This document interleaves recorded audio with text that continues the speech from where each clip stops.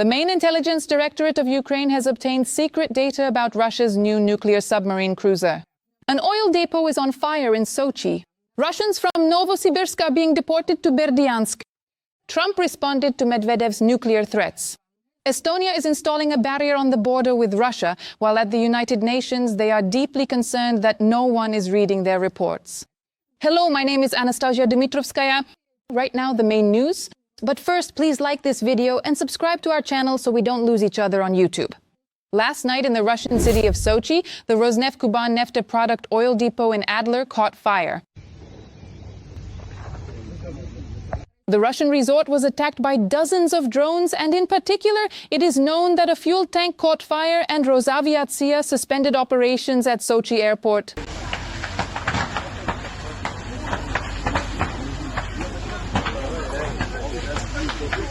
It was also an uneasy night in Voronezh.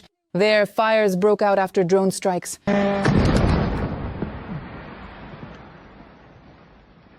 The Russian Ministry of Defense also reported that drones were shot down in the Kursk, Bryansk and Belgorod regions. And continuing on the topic of fuel and oil, so to speak, Russian authorities are once again imposing a complete ban on the export of gasoline from the country in order to cool down the fuel market, where prices have soared by 30% since the beginning of the year and nearly reached historic highs. Until August 31st, the export of gasoline from Russia will be prohibited, including for manufacturing companies. How will all this affect ordinary Russians? More on this coming up. Russia has once again switched to the saving for our own mode. Until the end of August, the government has completely banned the export of gasoline. The reason is sanctions. Yes, the very same ones that supposedly don't get in the way. Sanctions, well, yes, sanctions, but honestly, at this point, we just mentioned them in passing. But no one has really delved into this topic seriously. This time, they didn't even stay silent. On its official Telegram channel, the Russian government explained it's all for the sake of stability in the domestic market. The crucial decision was carefully made to diligently maintain essential stability within the domestic fuel market, particularly during the critical period of exceptionally high seasonal demand and intensive agricultural fieldwork across the region.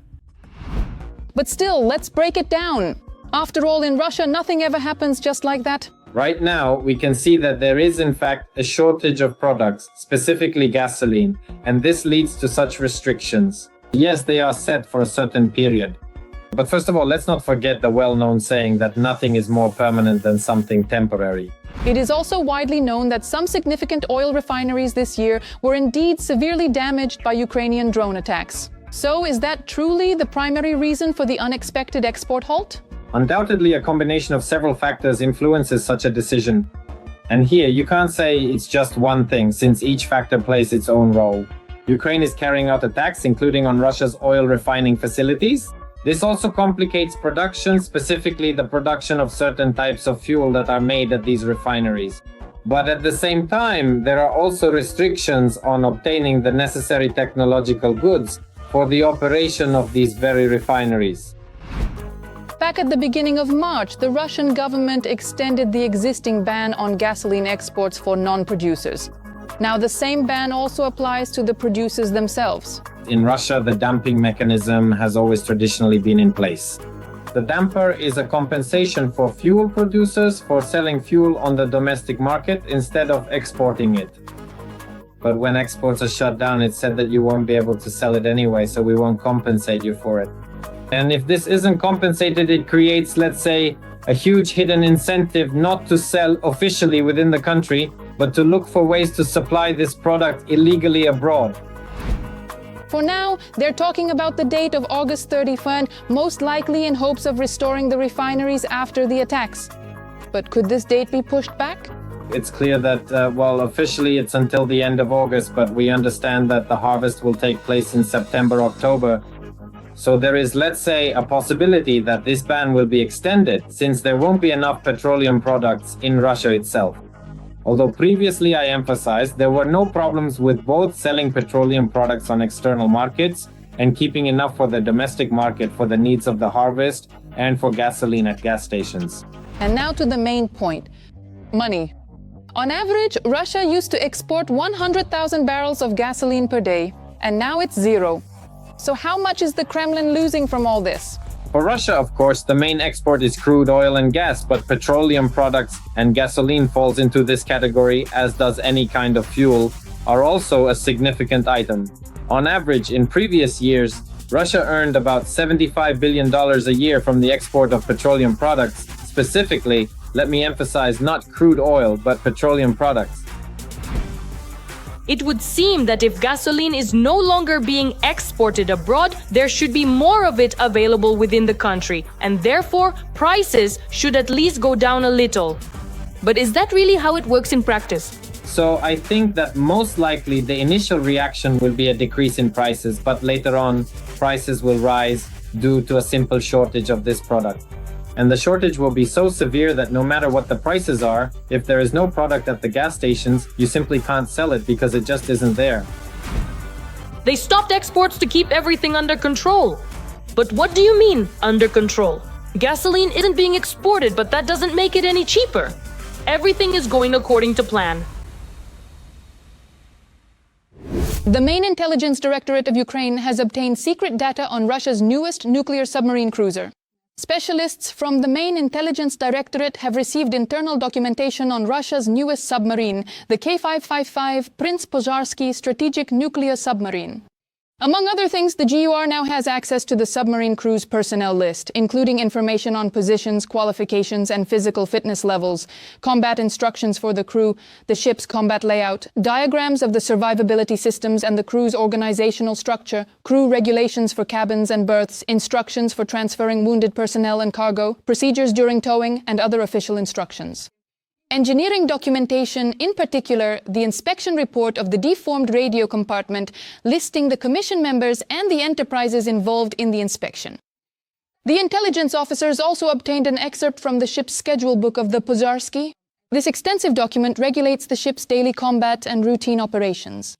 In fact, the Project 955A Bore-A submarines are one of the key elements of the so-called Kremlin nuclear triad. The submarines are equipped with 16 launch silos for intercontinental ballistic missiles, specifically the Bulava 30, each of which can carry up to 10 warheads. The intelligence gathered allows us to identify the features and technical limitations not only of the Kanyaz Pozharsky, but also of other Project 955A submarines. The United States is prepared for nuclear war with Russia. In fact, this statement was made by US President Donald Trump. Medvedev spoke about nuclear weapons. When you talk about nuclear weapons, we must be prepared. We are fully prepared, said Trump. Thus, Deputy Chairman of the Russian Security Council, Dmitry Medvedev, responding to Trump's new deadline, hinted that in this way the US president could provoke a third world war. Trump did not leave this unanswered, and moreover, the Times reports that Trump gave the order to move nuclear submarines closer to Russia. The publication explains that Trump's statement was not something unusual in the context of security. The US has about 20 of its 71 nuclear submarines at sea at any given time, and they are regularly moved to areas near Russia, especially during periods of heightened tension. Thus, as journalists note, Trump wants to demonstrate that he is a man of action and to send a certain message, namely that he is ready to respond decisively when provoked. Meanwhile, The Telegraph writes that the likelihood of a nuclear war initiated by Putin is much higher than the West might imagine. According to journalists, the Kremlin could use nuclear weapons against Ukraine to force it to surrender. This could include demonstration strikes on water, uninhabited sites, or military infrastructure, with a gradual escalation in scale. What do you think? Is there a real threat of nuclear war right now, or are Putin and Trump just competing for power? They said, there's no money, but hang in there. Sergei Chemezov, the head of Rostec, has a dacha cooperative in Dubai. This is a cottage community where his villa is next to two others just like it, owned by Chemezov's colleagues from the defense industry, Nikolai Kulisov, head of the Russian Helicopters Holding, and Alexander Mikheev, head of Rosoboronexport. This was uncovered by investigative journalists. Learn more about Chemezov's criminal lifestyle in the following segment. Every voice matters. Join our community, support independent journalism and help us bring you the truth from Ukraine. Become a member of Ukraine Today. Join us now. While Russia talks about the hardships of wartime and state corporations complain about a lack of funds, the elite are vacationing in luxury.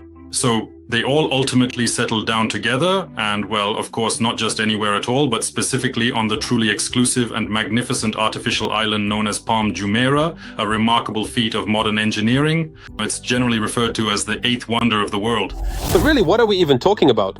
The point is that the head of Rostec, Sergei Chemezov, and the directors of key subsidiary companies are not just spending their vacations and relaxing in an exclusive residential complex on Palm Jumeirah in Dubai, but are also the owners of such elite real estate. If you've ever heard anything at all about the opulent city of Dubai, you probably immediately picture that incredibly famous artificial island that is distinctly shaped like a magnificent palm tree. And on that very exclusive island, there's this highly private and luxurious gated community that is officially called 22 Carat. It is indeed named 22 Carat, precisely because there are exactly 22 exceptionally ultra-luxurious and grand villas located there. The gated community, 22 Carat, consists of 22 villas designed in the style of Italian palazzos, each with 7 or more bedrooms, a hammam, a climate-controlled wine cellar, a garden, a pool, and its own private beach about 200 meters long. Naturally, our esteemed Dubai defense officials meticulously picked out the most desirable, the most opulent, and indeed, the most expensive villas for themselves. At the time this luxurious complex was fully completed, these magnificent properties each cost around a staggering $25 million. The most expensive villas are in the sapphire category. They are equipped with a unique bathtub made from solid crystal or quartz, weighing up to 10 tons. If in 2020 these cost $25.8 million, now their price is over $30 million. Officially, the residences are registered to offshore and shell companies. According to system data and leaked border statistics, Chemezov has been flying to the Emirates since 2015, sometimes several times a year, and he spends almost all his vacations there. We found that he has a kind of dacha cooperative in Dubai. It turned out that indeed he settled there with his closest associates.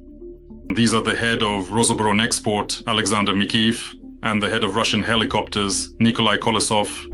By the way, about Mr. Chemezov's associates, Alexander Mikheyev and Nikolai Kolesov, each has his own mansion with similar amenities and a rooftop for entertainment, alcohol, cigars, and karaoke with sanctioned performers, just like at home. Well, as I understand it, these are some of his closest allies. In other words, this is really his inner circle. So overall, it's not surprising that they also spend their leisure time together there. Mikheyev is responsible for exporting almost all Russian weaponry. That is everything that Rostec under Chemezov sells abroad. Kolesov, accordingly, is a slightly less prominent figure. He's in charge of helicopter production, including military ones, but he's also quite close to Chemezov.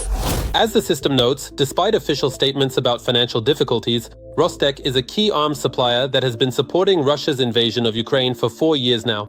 It's an interesting situation. The management of the largest defense corporation, which regularly talks about saving money and an investment crisis, simultaneously owns luxury that is compared to the palaces of oligarchs. The Kremlin is forcibly deporting Russians from Novosibirsk to the occupied city of Berdyansk. I have a question for you. Which city are you from? I am from the city of Berdyansk. From Berdyansk? Are you originally from there or did you move? I moved. From where? From Berdsk. Yes, this video was published by a streamer from Kharkiv, and the woman calls herself a refugee from Russia. In the evening, the Russian woman says Oman burst into her home and evicted her from the apartment. They are moving you from there, from Russia, to Berdyansk. We were deported because of the war. So wait, how did it happen that you were, let's say, deported from your Novosibirsk, deported to Berdyansk? Why? I'll tell you again because there's a lot of important information here, first of all. Where? In Berdsk City, Russia. Yeah. And so all of us, the whole crowd, plus drones started flying and we were all deported to Berdyansk. Yes. And are there many of you there in Berdyansk? Well, a lot. I don't know about the quantity. Wait, so how come they decided to forcibly move you from Novosibirsk to Berdyansk? Yes. How does that even happen? How did it happen? So you're just sitting at home, not thinking about anything. And then they came to us and said, urgent deportation. I said, what do you mean? He said, that's how it is. Pack your stuff and that's it. And they don't even argue. Well, Oman, basically. The Russian woman says that they paid for her trip from Novosibirsk to Berdyansk and settled her in an apartment where Ukrainians used to live. Did they pay you money for the relocation or not? Yes, to refugees from Russia. What do you mean, refugees from Russia? Well, I'm considered a refugee from Russia. We get a quota payment. How much? 7,835 rubles. 7,835 rubles is, by the way, about 3,500 hryvnias. Well, as we can see, that's enough for beer. Estonia is installing barriers on the border with Russia, and specifically on the bridge leading from Ivangorod in the Leningrad region to the Estonian city of Narva. They are putting up barriers that allow them to quickly block traffic if necessary. Recently, at the entrance to the Narva side of the bridge, a frame was installed for massive metal gates, which will allow for quickly blocking the passage of vehicles that might try to unexpectedly break through the checkpoint. In addition, retractable barriers are being installed on the approaches to the border in Narva. The head of the Narva border checkpoint reported that the actual road blockers and gates will arrive at the Narva border checkpoint by the end of August, after which their installation will begin, which will take about a month and a half. Well, as they say, if you want peace, prepare for war. And what do you think? Will Russia dare to invade a NATO country? An immense and reliable defensive wall is being built by Ukrainian defenders to hold back the advance of the Russians on our territory. We are talking about a multi-layered line of fortifications stretching from Kharkiv to Zaporizhzhia. All the details are in our report. Ukraine has launched a large-scale project to build fortifications. This is the largest construction effort since the beginning of the war. This is reported by the Wall Street Journal. And this is Kyiv's response to the threat of a new but essentially ongoing offensive by the Russian occupiers. The goal is to stop Putin's troops before they break through deeper into the territory. An army that digs deeper is an army that survives. Military engineer Oleg, who is responsible for nearly 300 kilometers of defensive lines as part of the large-scale project, told journalists. The publication writes that the program to strengthen the front has been ongoing for 2 years. But Ukraine constantly faces problems, delays, Russian strikes, as well as corruption scandals and the arrests of officials. The Russian troops have taken advantage of this. The Russians have so far broken through several of our defensive lines. In the east, fortifications are not just needed on time, they were needed yesterday, or more precisely, over 3 years ago. But to be fair, the war itself has changed during this time. If in 2022 the main threat was artillery and the focus was on long trenches, now it's drones. As a result, different types of defensive structures are needed. The newly established defensive lines are currently being equipped with formidable anti-tank obstacles, specifically known as the so-called Dragon's Teeth. That's what is publicly and widely known, and there are a whole range of other devices that we absolutely won't discuss at this moment, but which certainly deserve the closest and most careful attention. In addition, the new defensive lines are being built with the changed realities in mind, taking into account the large number of drones in the air. That is, accordingly, shelters will be needed for personnel, shelters for mobile fire teams, and shelters for light artillery systems such as mortars and field guns. So, overall, there is a significant hope that Russia will eventually break its teeth on these formidable defensive lines. In particular, countermeasures have been found for the new tactics used by Russian soldiers. Due to a shortage of heavy equipment, Russia is increasingly using small mobile groups on motorcycles and buggies. How can they be stopped? Ukrainian soldiers have come up with a solution, but we still won't talk about it. After all, we need to leave some surprises for the occupiers. Returning to the fortifications themselves, 3 defensive belts are currently being built. Different people are responsible for each line. For example, the first line is being built by infantrymen directly at the front. The second line is handled by the engineering troops. And the third is being formed by local administrations to protect key cities and regional centers. Ukraine hopes that the construction of a triple line of defense will prevent a repeat of the breakthroughs in the east. But will they be able to build this 300-kilometer defensive wall without delays and yet another round of corruption scandals? Only time will tell. The United Nations has prepared a report stating that almost no one reads UN reports. In fact, UN Secretary-General Antonio Guterres admitted that the organization needs to be streamlined due to, quote, a serious liquidity crisis and excessive bureaucracy. Moreover, Guterres says that the number of reports increases every year, but fewer and fewer people are reading them. The enormous number of meetings and reports is pushing the system, and all of us, to the limit. Very few people actually read many of these reports. The top 5% of reports are downloaded more than 5,500 times, while every fifth report gets fewer than 1,000 downloads. And downloading does not necessarily mean reading, Guterres stated. Guterres also says that the organization has been in a state of financial crisis for at least the 7th year in a row because not all of the 193 member states pay their mandatory contributions on time and in full. That is why in March of this year, Guterres created the UNAT working group to find ways to reform. In fact, among the proposals voiced by Guterres are reducing the number of meetings and reports. Tornadoes, heavy rains, floods, and urgent evacuations. Severe weather is raging in several regions of Russia at once.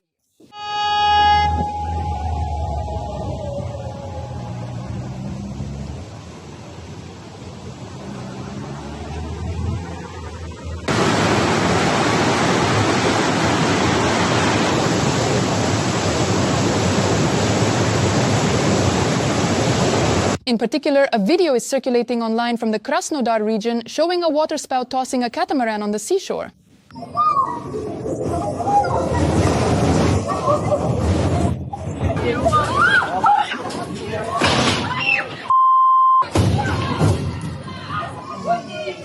Meanwhile, in the village of Lermontovo, also in the Krasnodar region, a powerful downpour flooded roads and destroyed a railway bridge.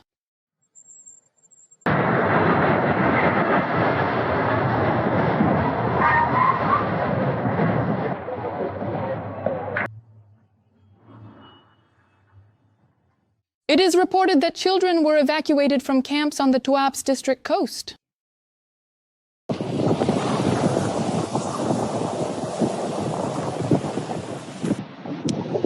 Now, at this very moment, it is going to officially start and commence.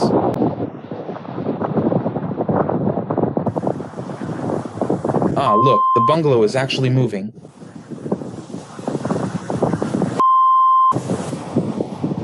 Wow, it just blew it up. The bungalow flew up. Please like this video to support what we do. Be sure to subscribe to our channel Ukraine Today so you don't miss future episodes. See you!